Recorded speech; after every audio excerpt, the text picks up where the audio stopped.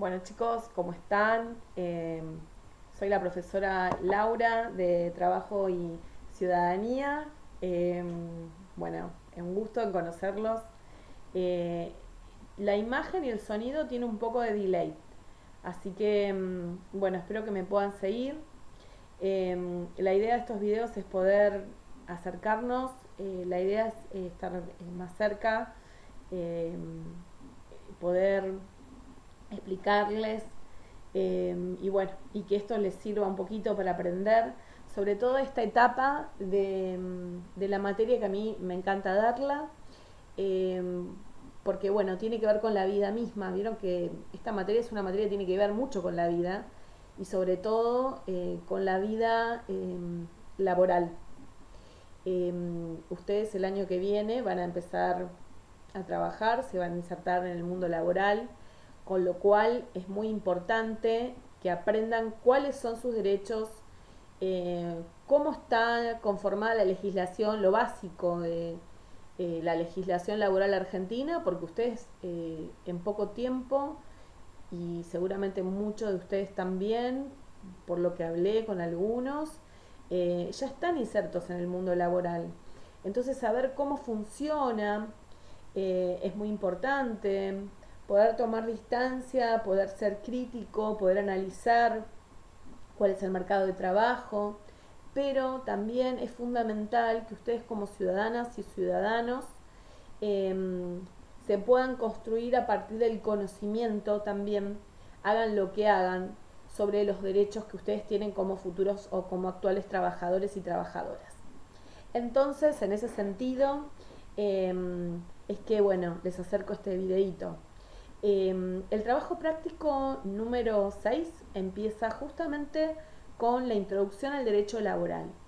Eh, y lo que me interesa a mí, antes de ir a los derechos laborales, es que ustedes entiendan que en general los derechos, todos los derechos que tenemos como trabajadores, no existieron siempre, sino que son consecuencia de una conquista social a lo largo de un proceso que duró muchos años y que tuvo héroes, heroínas, la mayoría anónimos. Así que bueno, vamos a hacerle este homenaje también con este video. Eh, para comprender sobre derecho laboral tenemos que entender que este surge a partir de un hecho que revolucionó para siempre la vida de hombres y mujeres, que es justamente nada más ni nada menos que la revolución industrial, que seguramente la deben haber estudiado a lo largo de estos años, la deben haber visto y haber profundizado. La idea no es hablar en particular sobre la revolución industrial, sino sobre las dos nuevas clases sociales y el nuevo sistema que surge a partir de la revolución industrial para entender por qué surge el derecho laboral y en base a y por qué tenemos los derechos en la actualidad que tenemos. Eh, Ustedes saben que hasta la revolución industrial los seres humanos producíamos atracción sangre. Pero gracias a los adelantos científicos eh, y al desarrollo de las ciencias y la técnica y la comunicación eh, a partir del siglo XV, XVI y XVII, eh, se introduce una herramienta, un elemento nuevo en la vida de la sociedad y de la economía que cambia el sistema productivo cabalmente y cambia el paradigma total del sistema para convertirlo en otro completamente diferente. Eso fue todo un proceso, por supuesto. Eh, a partir, sobre todo, de los grandes descubrimientos, y por eso digo que tuvo mucho que ver el desarrollo de las ciencias y el desarrollo de el transporte, de las comunicaciones, que hizo que además Europa descubriera nuestro continente americano, eh, los mercaderes europeos que estaban en los puertos ubicados hicieron mucho dinero en esa época. Adquirieron un capital muy grande, sobre todo con todo el valor, todo el oro, las piedras preciosas y todas las riquezas que se extraían de nuestra América Latina y que llegaban a Europa, y ahí se comercializaban, pero que incluso además para poder hacer los viajes, todo el mundo quería venir a América, imagínense, una vez descubierta y sabiendo las riquezas que había, todos querían llegar a América y venirse con un botín, ¿sí? Un gran tesoro o grandes tesoros para hacerse ricos. Y allí estaban en los puertos unos señores que eran mercaderes, pero que también se los llamaban banqueros porque se sentaban en unos banquitos a orillas del puerto, y esos señores en esos bancos ofrecían a los bandeirantes y a los marineros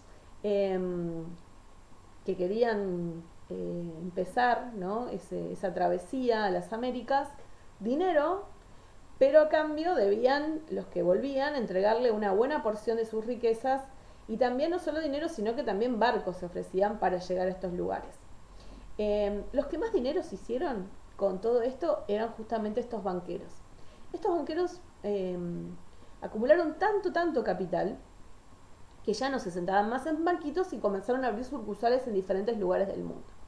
Pero además de esto, hubieron otros, la ciencia y la técnica se siguieron desarrollando, con lo cual, además de los transportes, hubieron otros inventos. El invento más grande, como les dije, que ocurre en esta época, producto del desarrollo de la ciencia y la técnica, es la máquina.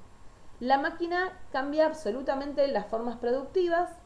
Ya una mesa no me la va a hacer un artesano, como se hacía en la Edad Media, que lo hacían los maestros artesanos, el herrero o el carpintero o el ebanista, o incluso las telas se hacían artesanalmente con un telar, sino que la máquina va a irrumpir para producir en serie. Ya no se produce más artesanalmente, sino que la producción va a ser en serie. ¿Y quiénes van a tener el capital, ¿sí?, para poder comprar, para adquirir esos grandes inventos? Son justamente estos banqueros, estos señores a los que se les denominó también y se les denomina capitalistas, y con ese capital van a adquirir estos inventos y van a empezar a producir en un espacio físico totalmente diferente a aquel espacio físico en que se producía comúnmente. Hasta la revolución industrial, las formas de producciones eran agrícolas, ganaderas y artesanales. Y toda la producción agrícola y ganadera era en el campo. Bueno, con la invención de la máquina, los espacios productivos cambian y se comienza a producir en las ciudades. Las ciudades eran esos espacios que se empiezan a construir y a crecer exponencialmente, que estaban alrededor de los puertos, que era donde se intercambiaba la mercadería, y en donde en esta época que yo les expliqué, ciertas personas comenzaron a acumular capital. Con ese capital entonces compran los inventos, y en un espacio al que le llamaron factory, fábrica, ahí instalaron las máquinas y comenzaron a hacerlas producir. Las máquinas, las primeras máquinas y las primeras fábricas que se instalan fueron las textiles. Antes, hasta la erupción de la máquina textil, se fabricaba, se producía, en realidad no se fabricaba, se producía una tela a través de un telar artesanal, ¿sí? En cambio, ahora con máquinas se podían producir metros y metros de tela, ¿sí?, en serie, sin la necesidad, el tiempo y el trabajo que llevaba el telar. Entonces esto generó un cambio completo, incluso geográfico y poblacional, porque la gente que vivía en el campo, que además había sido atormentada por sequías y hambrunas, se comienza a trasladar a la ciudad en busca de trabajo, pero también con la esperanza de mejorar económicamente. De hecho, hay un juego que es la escondida, que ustedes lo conocen, todos lo jugamos desde chiquito, que tiene que ver con esa etapa de transición del campo a la ciudad. En Europa, la gente cuando vivía en el campo vivía dentro de castillos. El dueño del castillo era un poco dueño, ¿sí?, del trabajo del campesino que trabajaba para el señor del castillo. cuando el campesino quiere dejar la vida campesina y rural y venirse a la ciudad, se escapaba, sobre todo en la etapa de transición entre la Edad Media, la vida rural, y la etapa capitalista, industrial, ¿sí? La vida en la ciudad. Y cuando el campesino se escapaba, los caballeros comenzaban del señor feudal, del señor del castillo, a perseguirlo, y el campesino se escondía en los árboles, se escondía del señor feudal, y entonces cuando llegaba a la pared del burgo, a la piedra del burgo, no lo podían ya tocar. Tocaba la piedra del burgo y gritaba piedra libre. De esa epopeya proviene el juego, la escondida, rememorando esos momentos en donde los pobladores del campo se trasladaban a la ciudad y creían que ganaban una libertad que no era tal, porque la verdad es que venían con todas esas esperanzas en las ciudades, pero ya los dueños de las máquinas eran los señores industriales, o también denominados burgueses, porque vivían en los burgos. Burgos se les llamó a las ciudades. Estas ciudades estaban en los puertos se instalan la plata, porque ahí estaban los mercaderes fueron muchos los que se convirtieron en banqueros. Los banqueros tuvieron capital para comprar la máquina, para instalarla en estos nuevos espacios productivos que se llaman fábricas y que se van a instalar en las ciudades. Entonces las ciudades comienzan a poblarse de muchas personas, como les dije, que dejan la vida rural y que vienen al campo. Y que van a ser la mano de obra productiva de esas máquinas. Entonces, como vemos, surgen dos clases sociales. Una, la clase social burguesa, capitalista, industrial, que tiene el capital, el dinero, ¿sí? Para poder comprar, hacerse de esos inventos. Y otra clase social, que es la clase trabajadora, llamada también clase obrera, y llamados también denominados proletarios, que ahora les voy a contar por qué se los llaman proletarios. Bueno, esta clase trabajadora, como no tiene capital, lo único que tiene para vivir, para sobrevivir, en este nuevo intercambio industrial, es su vida, su cuerpo, a cambio de un salario. Esta nueva clase social, la clase trabajadora, es la clase que va a producir, que va a transpirar, que va a dar su vida y su tiempo para generar ganancias que se lleva la otra clase social, que es la que tiene el capital para tenerlos. A cambio, el trabajador recibe un salario. Esta ecuación, clase burguesa o empresarial o empleadora, también denominada capitalista, y clase trabajadora, sigue hasta la actualidad esta dialéctica entre trabajo y capital. Esta clase social, la clase trabajadora, va a recibir a cambio de su trabajo, de ese esfuerzo físico, mental, ¿sí? Y de su tiempo, porque es su tiempo y su vida la que se va gastando mientras trabaja, un salario. Bien, pero resulta que en esta época, en la primera y hasta la segunda revolución industrial tampoco, estos trabajadores no tenían ningún derecho, ninguno. Y la verdad es como la necesidad de trabajo era tan importante, porque además se necesitaba el trabajo para sobrevivir, estos trabajadores aceptaban cualquier condición, porque además no había nada que los protegiera, ¿sí? Entonces los sueldos, los salarios eran miserables, los que ganaban apenas les alcanzaba para comprarse o hacerse de unos caldos, que con el tiempo esos caldos, que eran la comida del trabajador, les fueron agregando harinas, les fueron agregando patatas, como dicen allí, papas y pan, pero eso vino mucho después. Primero eran solo caldos, no tenían ropa adecuada. Piensen que la revolución industrial se produce en Inglaterra y luego Alemania, son países que son unos inviernos muy crudos en donde nieva. No tenían ropa de abrigo, vivían en lo que llaman en las barracas, que eran y construcciones que se desplegaban alrededor de las fábricas y que eran lugares como asentamientos en donde vivían hacinados un montón de familias. No tenían cloacas ni agua por supuesto, ni agua potable, ni agua corriente, ¿no?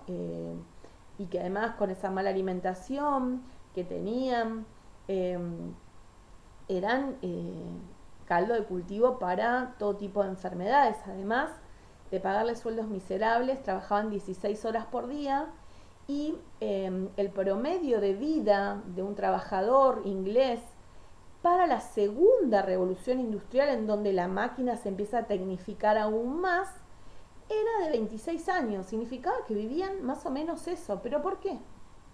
Porque trabajaban de muy chiquitos, trabajaban a partir de los 6 años y a veces menos. Entonces, trabajaban desde pequeño. Trabajaban, no había jornada de trabajo limitada, no tenían derecho a una jornada de trabajo limitada. Trabajaban lo que ordenaba el supervisor. Podían trabajar 16 horas. No tenían sábados, no tenían descanso, no tenían días por enfermedad, debían trabajar enfermos.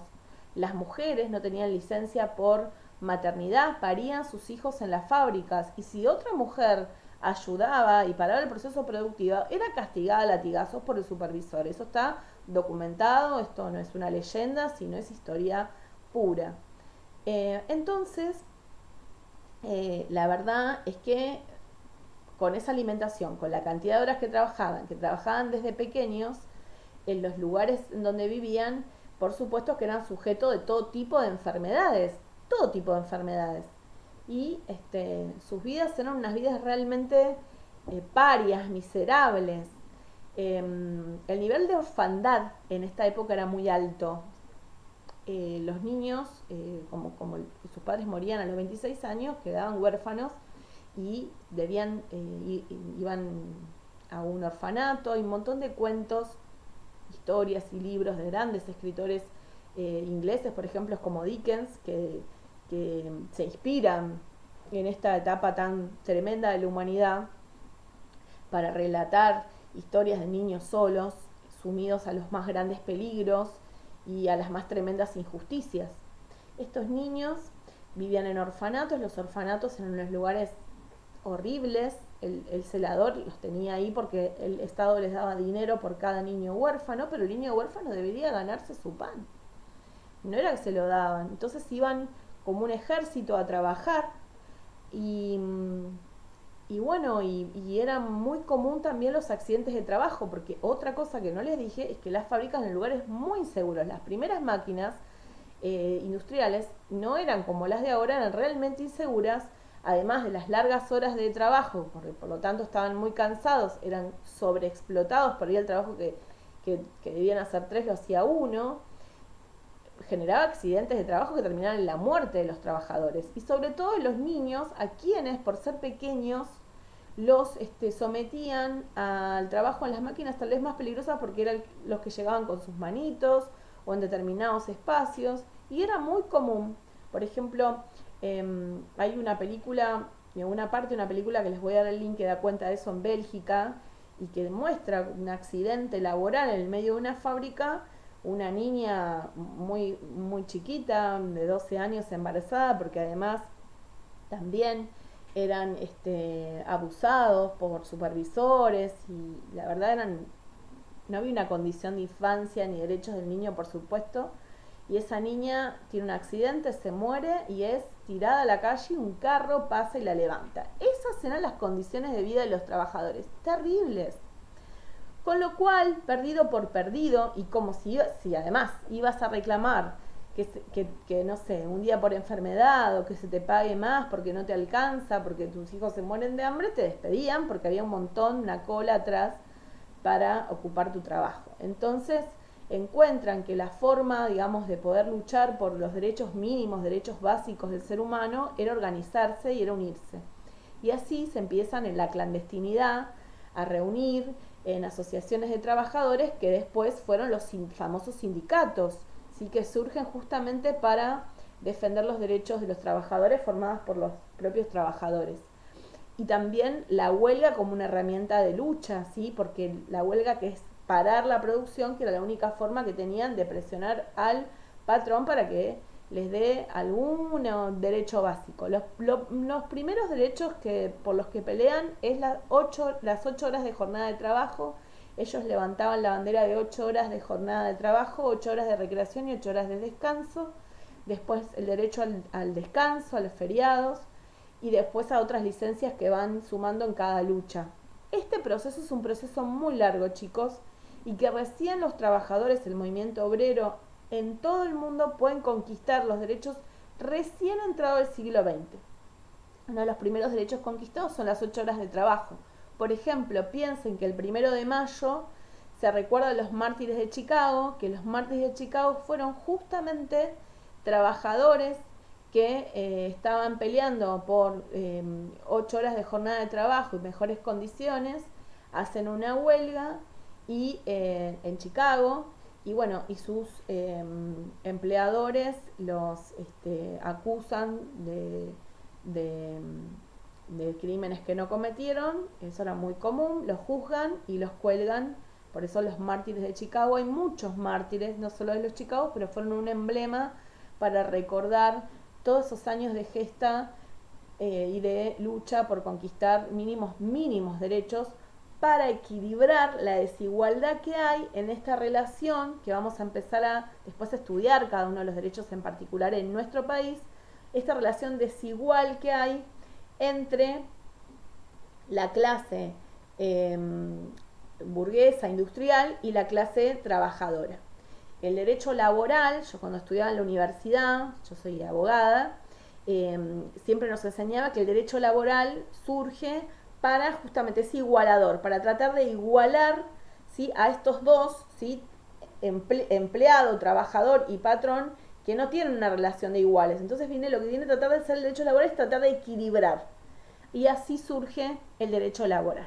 Espero que les sirva, el trabajo es súper cortito, tiene nada más que 20, estos de 20 minutos. El trabajo tiene 2 preguntas, así que lo pueden hacer rápido, pero es importante el video para que entiendan que estos derechos no surgieron así de la nada, sino que se conquistaron a través de todo un proceso histórico y toda esa gesta, y hay un montón de heroínas y de héroes, heroínas, por ejemplo, también que se recuerdan, como el 8 de marzo, donde las obreras textiles, recuerdan que les dije que las primeras fábricas, la mayoría eran textiles, y en las textiles la mayoría de las trabajadoras eran mujeres y niños, pero sobre todo mujeres y niñas, ¿no? Niñas muy jóvenes que realmente vivían vidas tremendas. Estas mujeres en Nueva York hacen una huelga y son prendidas fuego por sus patrones. Entonces el 8 de marzo también, así como ellas, hay un montón a lo largo de 2 años, pero son recordadas como un día de lucha y de reivindicación de los derechos de la mujer, pero también de la mujer trabajadora que sale a la vida también pública en toda esa época porque las condiciones así lo requerían. Bueno, espero que les haya gustado. Manden like, me voy a hacer youtuber. Y bueno, cualquier duda me consultan, saben que me pueden consultar por WhatsApp o por Classroom o bueno, por cualquier medio o por mail. Les mando muchos cariños y nos vemos en el próximo video.